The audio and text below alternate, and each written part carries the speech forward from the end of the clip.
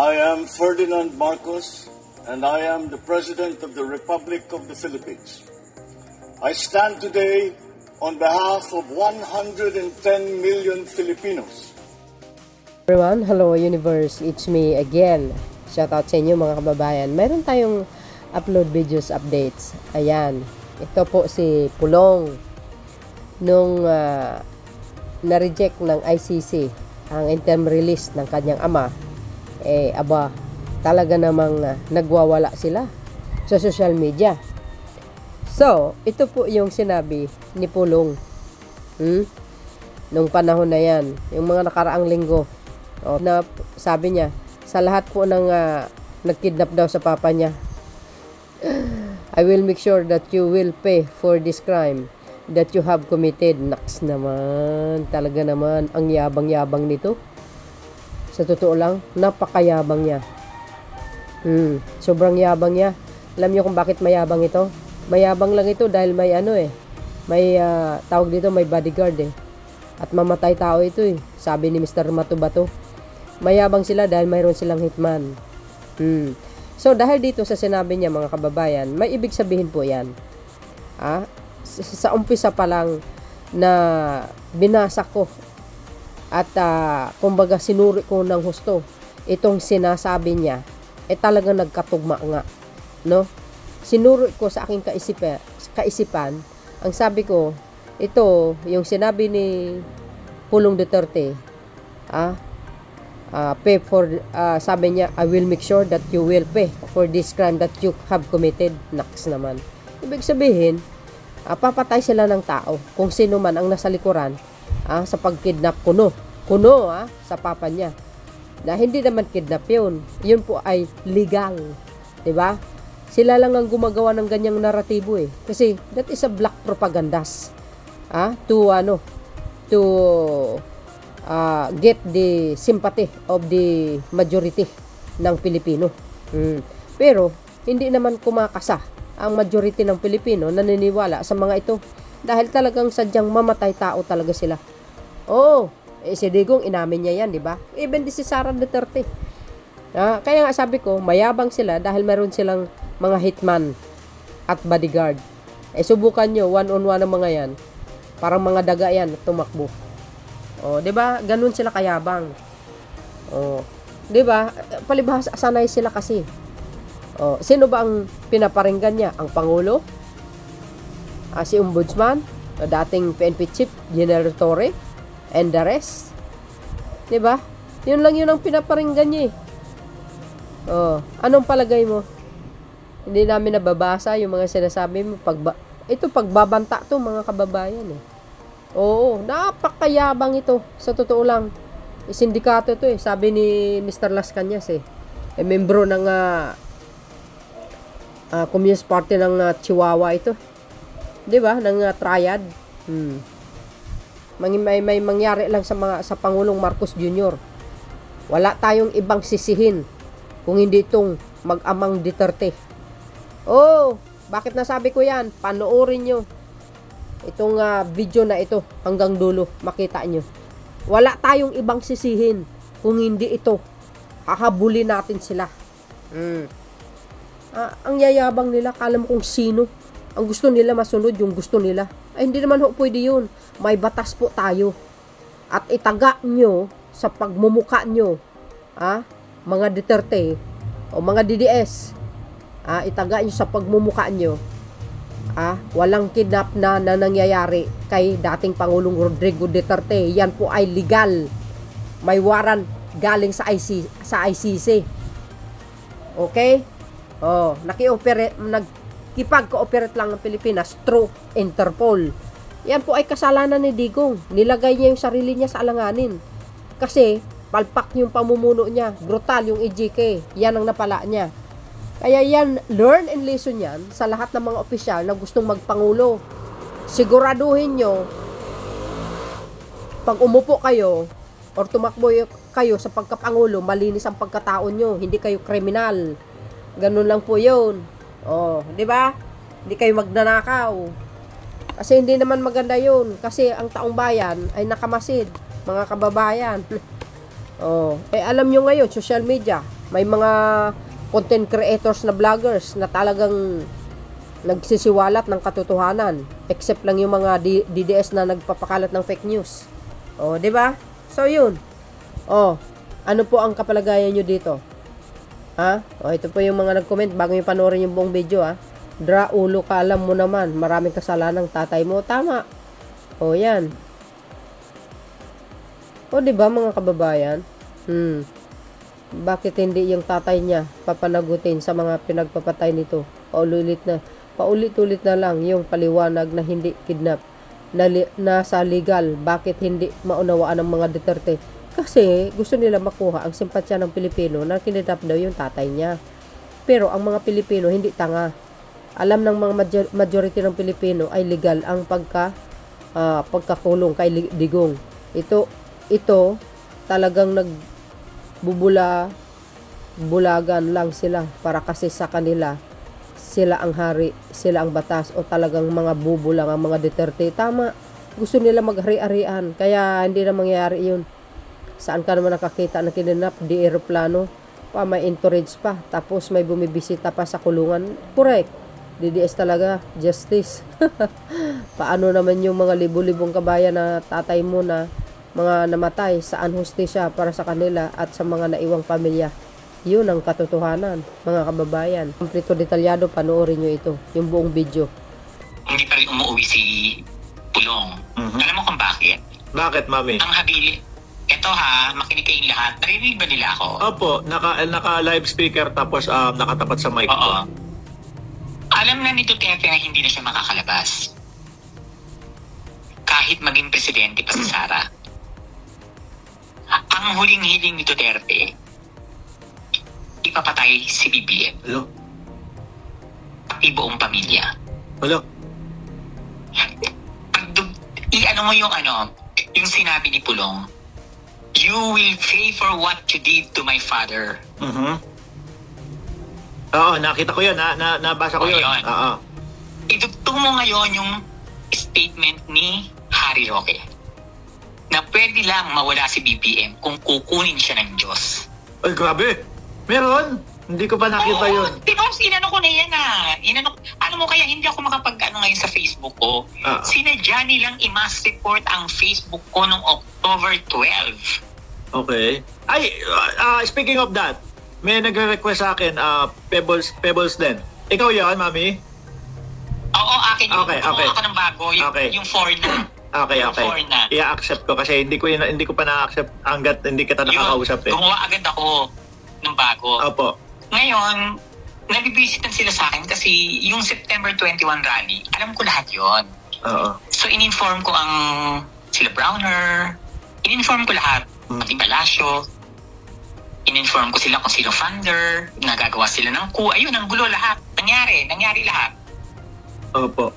Kaya nung lumabas yung news after 4 days na meron palang pinaplanong coup or destabilization, natawa na lang ako. Kasi alam ko na. Doon sa TikTok ko, maririnig nyo lahat. Linabas ko lahat ng ebidensya. September 19 pa lang, sinabi ko na may linulutong coup. September 20, sinabi ko ang funder si Chabit, yung mga nakademandang contractors, yan sila Alcantara, yung mga engineers, at yung USEC na si Bernardo. Sila ang nagbigay ng pondo para manggulo at magkaroon ng destabilization, mapaalis si BBM noong September 21. Oo. Kasi kapag napababa nila si BBM that time or napapatayin nila, absuelto lahat. Into lahat, oo. Pati si Roque, uwi. As absuelto lahat, yun ang plano. Hindi nagtagumpay. Kasi hindi pwedeng sabihin kung paano ko nalalaman eh. Oo. Kasi mapapahamak ang buhay niya. Oo. Pero ang kinatutuwa ko doon, sa akin siya nag-message. Detalyado lahat, sinabi niya lahat, detalyado. Totoo lahat yung pinost ko, yung merong manggugulo, may mag-aasaan ng apoy, lahat yun. Kaya nga sabi ng mga tao, ano ka ba, psychic ka pa? Bakit nagkatotoo lahat ang sinabi mo, mga pebs? Hindi na lang ako nagsalita. Kaya ikaw hinahunting ngayon? Oo, nung una, ako kasi nag-booking ng Sara Army. Oo. Na merong army si Sara. Pagkakal ko ng pinupost yan, 3 months na yata, 4 months. Grabe. Oh. Na sinasabi ko na, puntahan nyo ang kampo ni Sara Duterte sa Sorsogon. Nandun nagtre-training yung mga Sara Army. At doon din nagpupunta si Chis Escudero pag magkausap sila. So alam din ni Chis, Sorsogon eh. alam din ni Chis yun, Mami Peps. Alam niya. Na may army. Yes! Isa nga siya sa nagpunto nitong October 12 eh. Oh my God. Kasi Okay. ang usapan dyan, pababait talaga si BBM, tapos uupo si Sara at sweldo lahat. Grabe. Grabe. Grabe. Nagugulat Kaya ako. ang daming po na, Opo. alam mo yan, binatikos ko si Marcos, 2 years mahigit. Hindi tayo nag-uusap. Naisog ako. Hindi tayo nag-uusap noon. Di ba? Tahimik lang kami. Naisog ako, di ba? Maisog ako, wala kaming tao. Oo. Linangaw. Laging nilalangaw. Nagpunta pa ako ng Hong Kong, linangaw. Ako ang nag-umpisa ng EDSA Friday Group. Alam ko yan. Oo. Nilangaw. Bakit ngayon maraming tao? Ibig sabihin, funded. Oo. Tapos ito, yung kay Kiko Barsaga, walang tao ulit. At akala niya nakaisa siya. Kasi meron lumabas na nautakan daw niya si John Vic, si SILG John Vic Rimulya. No. Alam ko lahat. Alam na ni Sec John Vic. Lumalabas pa lang siya ng aristocrat ng restaurant. Na-inform ko na si Sec John Vic, alis na po siya. Hindi po siya tumuloy dyan sa gate 6 sa Forbes. Nasa Dasma gate po siya. Kaya nagulat siya. Siya ang nagulat. Na-surprise siya. Ang dami palang pulis sa loob ng Forbes. 200 plus na pulis. Iba pa yung nasa labas. Oo. Grabe. Kaya binaktuyo ko siya. Doon nagalit na sa akin ang Sara Army. Nag-send na sa akin ng message yung intel ko na pinapatrabaho ka na, ililiquidate ka. Na-trace ka na nila. Basta pagdating sa lugar mo, kung may security ka talaga dyan, huwag magpapapasok ng tomboy, ng lesbian militar. Okay, oo. Yun ang pinadala nila. Pero may security ka na, Mami Pebs? Wala. Wala. No. Ingat ka, ha? Hindi ko pwedeng sabihin sa'yo sa message ko, sasabihin sa'yo. Correct. Meron kasi mga bagay na hindi pwedeng sabihin. And, kasi doon sa ibang content mo, pati si Chabit is gusto kang ipasabi, ipapatay? Oo, kasi ang alam niya, nasa Pinas ako. Okay.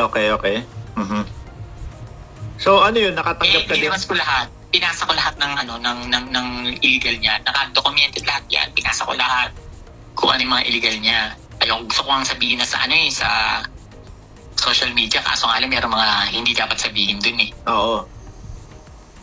Naintindihan ko. Pero, Mami Pebs, baka gabi na dyan sa iyo. Ingat ka, ha? No, basta papuntahin mo sila sa sa TikTok mo. TikTok, nandun lahat ng buong istorya. Nagulat ang mga tao. Trending siya sa TikTok. Ako nga, kala ko alam na namin lahat. No? Kasi siyempre, as a vlogger, inire-research namin lahat. Nagulat ako dito sa mga sinasabi mo. Ingatan lang lahat. Diversion lang yung kay Kiko. Okay. Pagkagulo, yung People's Power, alam nilang hindi sila mananalo dahil wala ng Duterte. I-explain ko lahat doon. Ano lang yon, yung pampagulo, parang kapasok yung suicide bomber. Wow. Yan yung October 31, di ba, na sinasabi mo? Hindi lang yan. Hindi mo alam. Kaya simula ngayon hanggang October 31, paunti-unti gagawa sila ng rally, ganyan. Ilituhin nila ang Malacanang. Okay. Kaya sabi ko, dapat nakasarado yung mga pwedeng pasukang gate at super sila dapat check kahit may staff pa yan. Kasi ang sabi sa akin ng intel ko, lahat pati mga nagtatrabaho sa Malacanang dahil maraming ahas sa Malacanang. Talagang kailangan ilalabas ko yun, lahat ng binigay ng intel sa akin. Ilalabas ko lahat. Para malaman nyo yung totoo sinasabi ko. Opo, nako. Delikado ang Pangulo pala, ano? Delikado siya, hindi lang yon. Kung hindi siya bababa, uunahin papatayin ng mga anak. Grabe naman. Damay pamilya. Damay pamilya. Yun ang ni Pulong. Walang nga si Pulong. Mananaksak nga, di ba? Walang nga. Ganyan sila sa Davao. Hindi ko puli na lahat, Pero ganyan sila. Alam niyo naman sa Bisaya. Yung ubusan ng lahi. Oo, grabe. Akala ko dati pa yung mga ubusan-ubusan ng lahi, pero talagang Hindi. exist pala ngayon. Kasi hindi nila matanggap na hindi ba palabas si Digong. Oo. Pero yun yung pinagmumula nila. Yun ang yun talaga. Oo. Na kahit hindi na makaupo si Sara at si Sara Duterte, matumbalan nila si BBM. Dahil doon sa pagkakakulong ni Kulong. Digong. Ayun. Grabe. Shock ako. Sila nakadimang. Wala na ako masabi. Hindi ako makapagsalita, Mami Pebs. Pero So yun mga kababayan, narinig nyo? Nako, mabuti naman at na isiwalat ni Peebles ito. Ito po si Mark Ramos mga kababayan. So, hinihiling ko lamang sa ating mga kababayan, makapangyarihan ng Diyos, hindi po tatablan yan yung mga plano nila na assassinate ang Pangulo. No. Hindi po mangyayari yan kasi guided ng Panginoon ang Pangulo. Alam po natin na napakabait ito at hindi marunong umaway sa kapwa niya. So dahil dito sa nangyayari at ngayon at isiniwalat ni ni Peebles, maraming salamat sa kanya siyempre dahil sa kanya at naibunyag ito, na-expose, at least maikalat sa buong bansa at makarating sa Pangulo na doble ingat. Kaya makikita nyo kung gaano kasama itong mga Duterte na ito. Tama yung sinabi ni Mr. Las Cañas na wag lubos na magtiwala kay Sara Duterte kasi traitor yan. Sinabi niya po yan sa kanyang video ni Mr. Las Cañas. And totoo, kaya lagi kong sinasabi, makikita nyo ang pag-uugali nila, yung kasamaan nila. O ano nangyari po dyan sa Davao? Hindi naman lahat ng taga Davao ay masama. Kasi mga DDS lang naman talaga ang toxic eh. Tingnan mo, pinakita lang ng Panginoon kung gaano siya makapangyarihan kaysa sa lahat. Tinupok ng apoy. After a day lang, hindi pa naabot ng 1 linggo, nilindol ang Davao. You see? Ngayon, yung mga rally nila, nilangaw. Talagang tama yung sinabi ni Peebles. Bakit? Nilangaw yung mga rally nila. Ilang beses na nagrarally, wala pa rin nangyayari. Dahil ang Panginoon, siya ang may pakana niyan. Sa may akda niyan, na wag tangkilikin ang rally nila sapagkat masamang tao sila. Ngayon, pag sobra-sobra ang ginagawa nilang kasamaan sa bansang ito, mga kababayan, tandaan po natin, hindi po malabo mangyari, nakakarmahin sila sa maraming paraan. Totoo yun. Ito yung si Pulong na napakayabang na sinasabi niya, magbabayad yung nagpakulong sa kanya, sa papa niya. Tama yung hinala ko. Tama yung hinala ko talaga. Gagawa sila ng hindi maganda kahit sino. Pwede kay Boyeng Remulla, kay Ombudsman, or kanino man. Oo, gagawa sila ng hindi maganda. Kung i-analyze nyo yung kanyang banta, pagpapatay po yun, mga kababayan. Kasi nga gawain po nila. Klaro po yan. Gawain po nila. Kaya pag may nangyari sa Pangulo, ang sisingilin ng taong bayan ang mga Duterte. Bakit nasabi ko yan? Si Sara Duterte, hindi nyo ba nakita ang kanyang live video? Nag-hire siya ng hitman para patayin ng Pangulo, FL at saka si Speaker Martin. Yun po yun, kaya nasabi ko, mamatay tao talaga sila. Ito na lang nga eh. Yung interview ni Mark Ramos kay Peebles. Kahit nakakulong si Digong. Ano bang utos niya? Kikitilin ang buhay ng Pangulo. Pati mga anak niya. Subukan nyo kung kaya nyo. Tingnan nyo, magkakagulo yan. So do you think, pag nangyayari yan, makaupo si Sara, malabo po mangyari. Malabo at malabo mangyayari. Ang taong bayan mismo ang sisingil sa inyo. at hindi makakaupo si Sara. Mapapatalsik yan.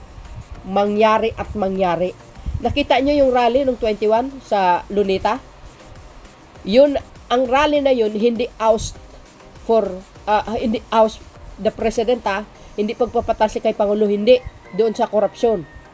Now, kung yung mga nagrarally sa Luneta, magsanib pwersa ang pula, pink at dilaw para mapatalsik si Sara Duterte, mga kababayan, mangyayari yan. Yan ang makikita nyo, ang totoong people power. Totoo yun. At tama din yung sinabi ni Peebles, wala na pong suporta sa mga Duterte. Ay obvious naman yun. Sa rally na lang nga, nilangaw sila. Diba? Kahit magbayad sila, nilalangaw pa rin. Hindi sila magtatagumpay. Maniwala kayo. Huwag kasi mag-ambisyon. Diba? Naupo sa palasyo kung wala kang alam. Do you think God will allow Sara Duterte to be the next president? I don't think so. No, never at never. Hindi po papayagan ng Panginoon maiupo ang isang kriminal. Tandaan nyo yan. Kasi kung sila ang uupo, useless lang. Babalik yung mga dati. Absuelto lahat. Tama yung sinabi ni Peebles. Oo, maghari-harian na naman sila. Pero wala silang kakayanan. Pag ang taong bayan ang kikilos. So do you think all the militaries sasang-ayon sa mga gagawin nilang kapalpakan, kasamaan sa bansang ito? No, hindi.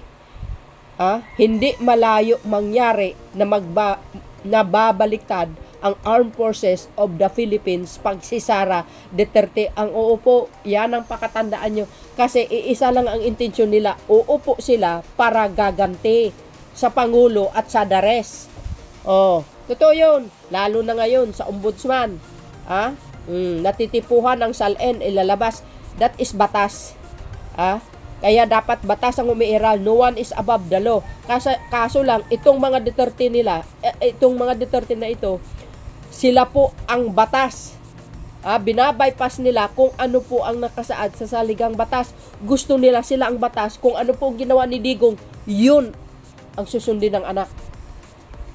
Di ba? Hindi kayo pwedeng maghari-harian sa Pilipinas. Hindi kayo pwedeng maghari-harian dito. Pakatandaan nyo yan. Hindi kayo pwedeng maghari-harian. Ang sambayanang Pilipino ang nagmamay-ari ng Pilipinas. Kayong mga Punsyo Pilato na sugo ng may sungay, hindi kayo pwede maghari-harian. Pakatandaan nyo yan. Ngayon, babantaan nyo ang Pangulo. Plano nyo pala. Di subukan nyo. Try nyo lang talaga. So do you think papayagan kayo ni PBBM sa mga gagawin nyo sa kanya? Plano nyong kikitilin ang buhay niya? I don't think so. Tahimik lang po yan. Pero mapanganib ang galaw niyan. Baka mas mapanganib pa kaysa sa inyo. Gumagalaw ang intel niyan. Yan ang hindi nyo alam. Ito, sa isip ko lamang. Wala naman akong source na yung sinasabi ko galing sa kay Pangulo. No, hindi. Sa tingin ko lamang ito. Pero, huwag kayo masyadong magkampante. Dahil ang Pangulo ng Pilipinas po yan. Lahat may access yan. May alam yan. Hindi pwede yung gagawin, yung mga gusto nyong gagawin. Kayo na lang, gusto nyo. Ang gusto nyo masusunod. Kinaugalian nyo. Itaga nyo sa pagmumuka nyo. Hindi na kayo makakabalik. Hindi na kayo makakabalik sa Malacanang. Yan ang pakatandaan nyo. Kaya ako, mga kababayan, ang hiniling ko lang po sa inyo, pag-pray po natin ang Pangulo everyday, protection and safety, no? Sa kanyang pamilya, sa kanyang lakad araw-araw. Protection and safety dito sa Pilipinas na ito. Na wag maghari ang kadiliman. Totoo yun.